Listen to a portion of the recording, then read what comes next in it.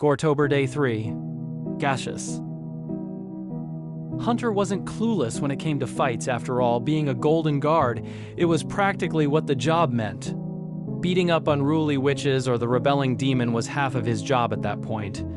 Though never before had he or other fellow Emperor Coven scouts would be called to help the Bonesbarrow demon control.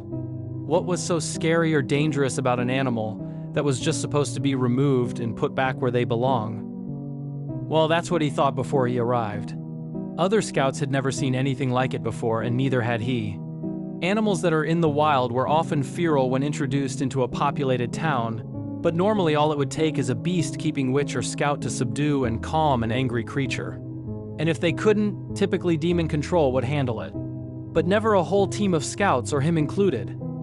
A few witches had wounds from the talons and beak of the raging griffin, and the beast-keeping witch who had been the first to try and calm the beast. Laid underneath a tablecloth taken from one of the outside tables from a nearby cafe. Putting a hand on a fellow scout's shoulder, Hunter spoke in a quiet tone. "Steve, I got this. It's just a griffin. What's the worst that can happen?" Hunter had not been told of the beast-keeping witch that had died. Nor was he told that 3 others had lost their lives to the griffin, or the 17 witches and demons who had been wounded as well.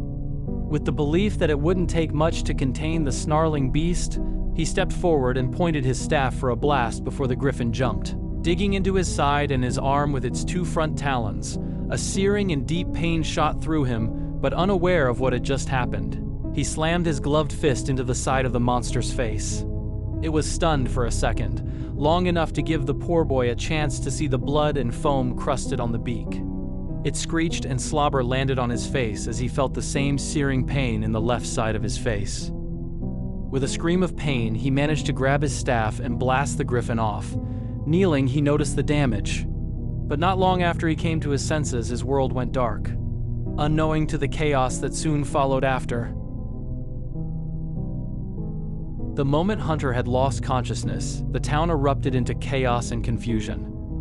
"Oh no!" Screamed one of the witches nearby, another from across the market yelling out right after. "Run, run! The Golden Guard is dead!" And that was all it took for the screams to begin, and all rhyme or reason was lost. If you want to see more Goretober X The Owl Is Gone, make sure to follow and/or subscribe.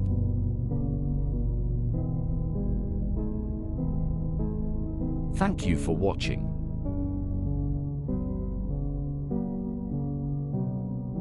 And have a very spooky month.